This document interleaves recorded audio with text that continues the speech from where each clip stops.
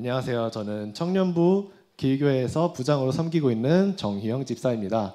아마 이 자리에 올라오는 집사님들 중에 제가 제일 최연소가 아닐까 싶은데 2000살 넘으신 하나님 앞에는 모두가 어린아이 같을 줄을 믿습니다. 저의 신앙생활 중 가장 오래된 기억으로 거슬러 올라가 보면 중학교 때로 올라가는데, 그때 저희 가정은 전부 다 무교였습니다. 그러던 도중에 저희 여동생을 비롯하여 가지고 부모님이 이제 교회를 나가기 시작했는데, 저는 중등부 때 이제 교회를 처음 나가게 됐는데, 그때 그 중등부 목사님으로부터 상처를 크게 받는 일이 있었습니다.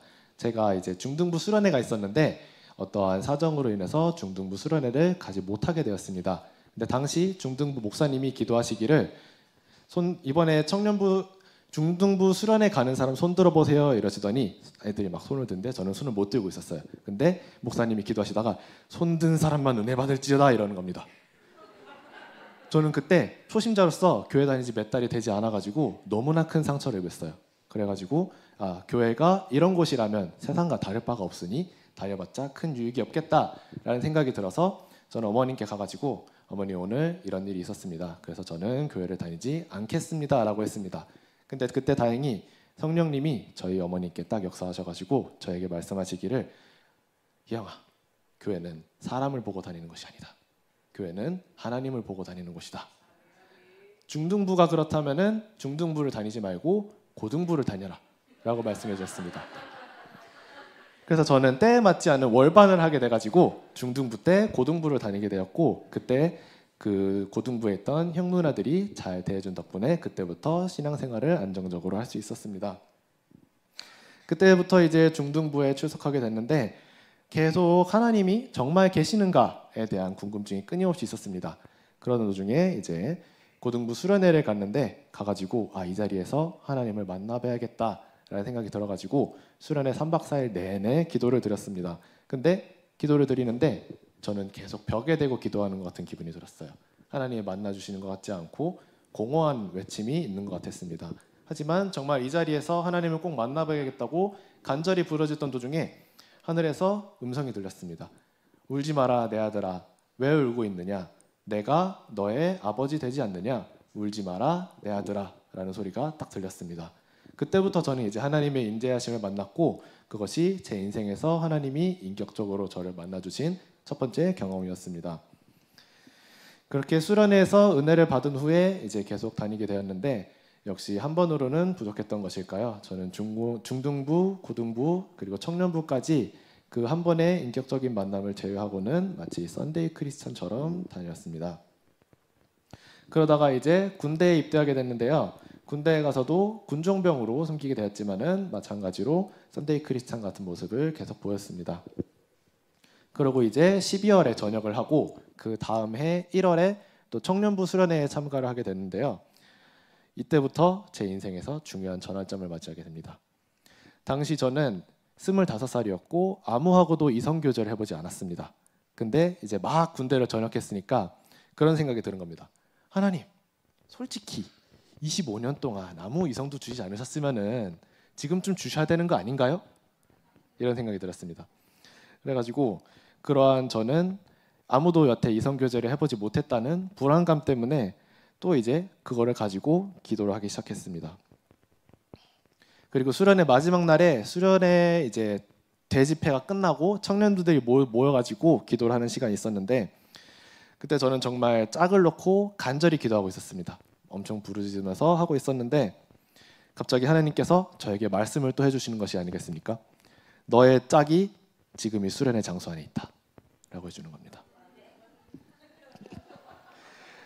저는 즉각 감사의 기도를 했습니다. 하나님 감사합니다. 근데 의문이 생겼어요. 저는 그때 당시에 대형 교회를 다니고 있었고 청년만 200명이 넘었습니다. 그래서 단순 계산으로 100명이 넘는 이성이 이 근처에 있는데 누가 내 짝일까?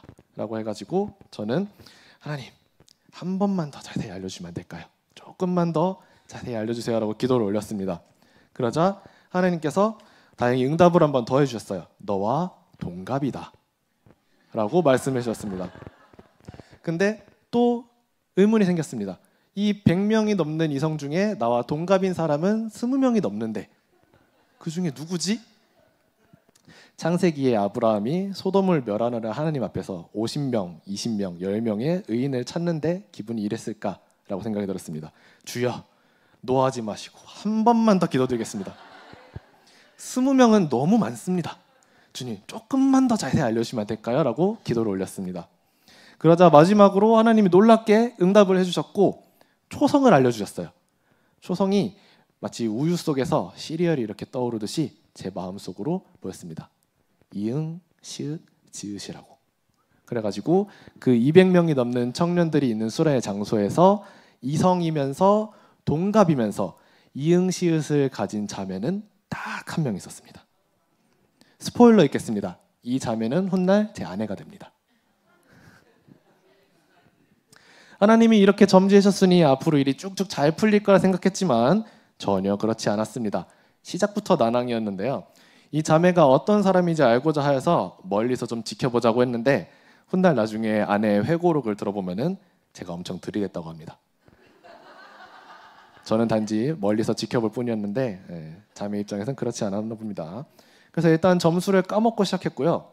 그 자매와 저와 둘이 친분이 있는 사람을 만나가지고 3명에서 식사하는 자리를 만들었는데 그 자리를 통해서 그 자매가 저한테 얘기를 하는 게 자기는 이미 좋아하는 사람이 있다라고 얘기를 했습니다. 이 청천벽력 같은 소리를 들은 저는 바로 다시 하나님께 가서 따지기 시작했습니다. 하나님 분명히 주셨잖아요. 근데 왜 이 자매는 따로 좋아하는 사람이 있습니까? 라고 하면서 6개월 동안 그 자매와 연락을 일체 끊고 저 혼자 하나님께 확인 기도를 하는 시간이 있었습니다. 그때 이제 이 6개월 동안에 이 자매는 하나님으로부터 응답을 좀 받게 되는데요. 꿈에서 그 좋아하던 형제와 엘리베이터를 타고 가는데 다른 층에 내리는 꿈을 꿨고요. 그러면서 이 형제는 나와 일생을 같이 할 사람이 아니구나를 깨닫게 됩니다. 그리고 또 그 중간에 제가 이전 교회에서 특송을 한번 했었는데 그 자리에 올라와가지고 떠는 모습을 보면서 이 형제가 참 순수한 사람이구나, 나한테 괜히 찝쩍대려고 한번 찔러본 것이 아니구나라는 것을 그때 깨닫게 됐습니다. 아멘, 감사합니다. 그렇게 해서 이제 다시 저의 시점으로 돌아와서 저는 6개월 동안 그렇게 확인하는 기도를 계속 하다가 어느 순간 오늘 한번 연락을 해봐야겠다라는 생각을 갑자기 받게 됩니다. 그래가지고 연락을 하게 됐는데 그때 그 자매가 마침 꿈으로 받은 것도 있고 저의 특성을 보면서 깨달은 것도 있기 때문에 그때부터 다시 생각을 고치고 저와 연락을 다시 하게 되었고요. 그리고 이후에 어느 카페에서 만나가지고 그 자매가 나는 너한테 호감이 있는데 너는 나를 어떻게 생각하느냐라고 박력 있게 고백을 해준 덕분에 그때부터 정식으로 교제를 하게 되었습니다. 하지만 하나님의 맺어주신 짝이라고 해서 앞길이 역시 순탄하지 않았습니다. 5년 동안 연애에 있었던 일을 모두 얘기하자면은 제가 이 설교 시간을 다 사용할 것 같기 때문에 결론만 말씀드리자면은 저희는 헤어지고 다시 붙고 여러 번을 반복했지만은 헤어질 위기가 있을 동안에 하나님께서 저희의 그 중재를 잘 해주셔가지고 저희는 각자 문제에 대해서 각자 골방에 들어가서 하나님께 기도하는 시간을 드렸습니다. 그렇게 됐을 때 하나님께서 각자의 알맞은 방식으로 화난 마음을 녹여주시고 상대방을 이해시켜 주셨습니다. 그렇게 하나님의 중재를 받고 나면은 이전에 왜 그렇게 싸웠나 싶을 정도로 서로를 향한 사랑이 남아서 이전보다 더욱더 견고한 관계를 구축할 수 있었습니다. 이렇게 수많은 고난이 있었지만은 그때마다 하나님께서 이 문제를 가지고 의탁함으로 지혜롭게 잘 해결할 수 있었고 마침내 결혼을 하게 되어 이후 2년 동안 거의 싸우지 않은 상태로 행복한 가정을 만들어가고 있습니다. 결혼 이후에 저희는 저희가 만났던 모교회를 떠나서 새로운 교회를 찾아 나서게 됩니다. 처음에 신혼부부로서 많은 도움을 받을 수 있는 것과 또 이전 교회에서 그동안 사역했던 것에 대한 보상으로 안식년을 맞아서 쉴 수 있는 교회를 찾아다니고 있었는데요. 마침 저의 장모님이 이곳 길교회에 기도를 하러 종종 나오십니다. 그래가지고 추천을 받게 되었고 이후에 친절히 맞이해 주시는 성도님과 영혼의 체험이 있는 목사님의 말씀을 듣고 이 교회는 참 좋은 곳이다라고 생각을 하고 있었습니다. 하지만 저희가 염두에 두고 있던 신혼부부로서의 배움이 있는 프로그램이 없었기에 조금 망설이고 있었는데 기도하던 중에 이 교회를 다니라는 말씀을 주셔가지고 이 길교회에 정착을 하게 되었습니다. 그리고 정착을 하면서 청년부를 다닐 것인지 신혼가정 부부를 다닐 것인지 이제 고민이 아직 남아 있었는데 아내와 저는 공통적으로 이전 교회에서 좀 사역이 많았기 때문에 청년부를 가더라도 섬기지 않고 좀 쉬고 싶다라는 생각을 하고 있었습니다. 근데 저에게 어느 순간 꿈으로 하나님이 보여주신 것이 저희 집이 한켠이 개조가 돼가지고 청년들이 그쪽으로 와서 쉬고 놀고 먹고 마시며 있을 수 있는 공간으로 개조가 되어 있는 꿈을 꾸었습니다.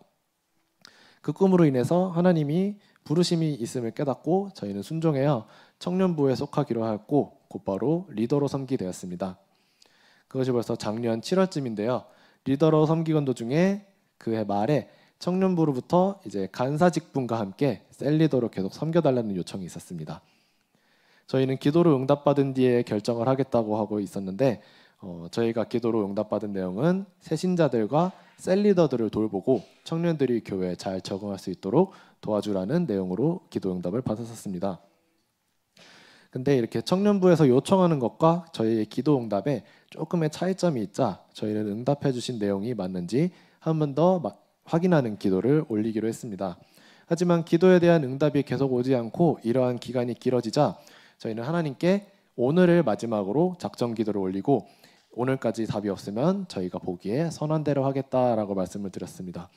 그렇게 작정 기도를 하러 온 날 와가지고 앉은 지 10분도 안 돼서 사모님이 저희들을 불러내셔가지고 하실 말씀이 있다고 하셨습니다.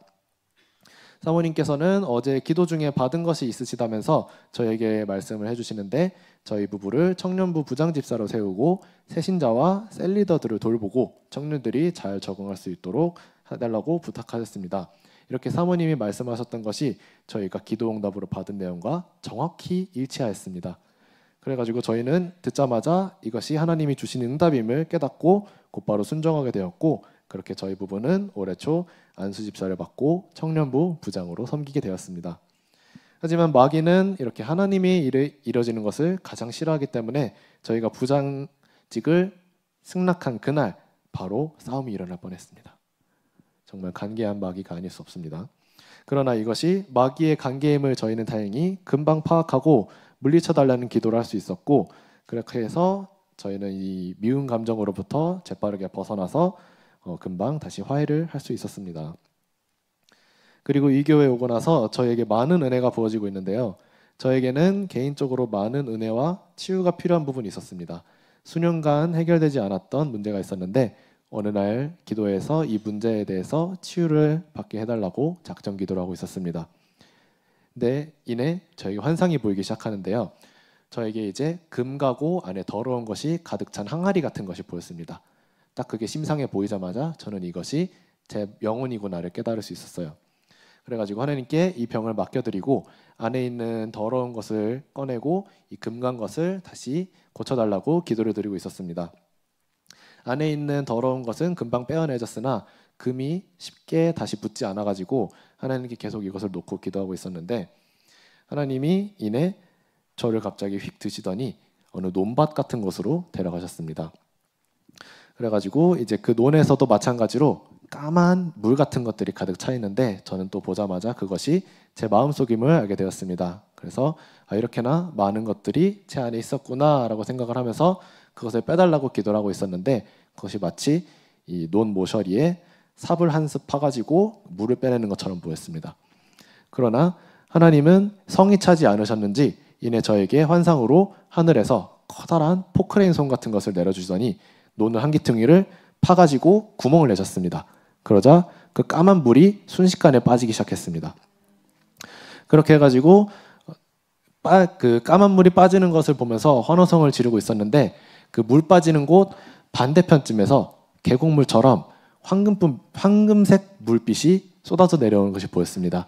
이것이 주님의 은혜임을 저는 즉각 깨달았고 정말 저는 뛰면서 춤이라도 출 듯 기뻤습니다. 그렇게 해가지고 그 황금색 물이 계속 들어오고 있는데 논밭에 물이 가득 차자 저는 갑자기 이런 생각이 들었습니다. 이 좋은 거를 이만큼만 받을 생각이 없지 않나? 이 좋은 것을 더 받아야겠다라는 생각이 들어가지고 공사장 가면 보이는 판넬 같은 것을 논 주위로 다 이렇게 두르기 시작했습니다. 그래가지고 그 황금색 물이 점점 차올랐고 어느 순간 이내 저는 그 위에서 돛담배를 띄우고 뱃놀이를 하면서 그 은혜를 찰랑찰랑하고 있었습니다. 그래서 감사기도를 드리는데 이 좋은 것을 나만 누릴 수 없다라고 해서 그 기도에서 제 옆자리에서 같이 기도하고 있던 아내에게 머리부터 이렇게 전부 다 끼얹어 주기 시작했습니다. 아내 전부 다 끼얹어 주고 그다음에 저도 이제 은혜를 다 끼얹음을 받은 다음에 정말 실제로 저의 마음이 깨끗해지는 것을 느끼고 아까 잘 붙지 않았던 그 항아리의 금도 온전히 치유되는 것을 느꼈습니다. 기도해서 그렇게 은혜 받은 이후에 저는 정말 고쳐지지 않고 답답했던 영적인 문제가 단박에 치유됨을 느꼈습니다. 하지만 마귀는 더러운 것이 깨끗해진 집에 더 많은 마귀들을 이끌고 온다고 하죠. 그 이후로 한동안은 굉장히 깨끗한 마음을 유지했으나 하나님께 계속 기도하면서 가지 않으면은 이 깨끗해진 집으로 마귀들이 더욱더 틈타오는 것을 느끼고 있습니다. 그래가지고 지금은 계속 그렇지 않도록 하나님께 달라붙어서 은혜를 공급받으려고 노력하고 있습니다. 이토록 많은 하나님의 은혜 덕분에 저희가 주님 안에서 한 가정을 이룰 수 있었고 길교회로 인도되어 훈련을 받고 있습니다. 하나님으로부터 오는 은혜들을 필요한 것으로 가득 흘려보낼 수 있기를 앞으로도 노력하겠습니다. 감사합니다.